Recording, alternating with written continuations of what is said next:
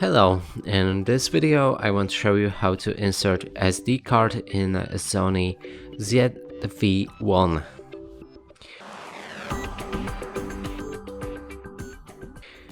And to do this we'll need to look on the bottom of the camera, it's this side right here.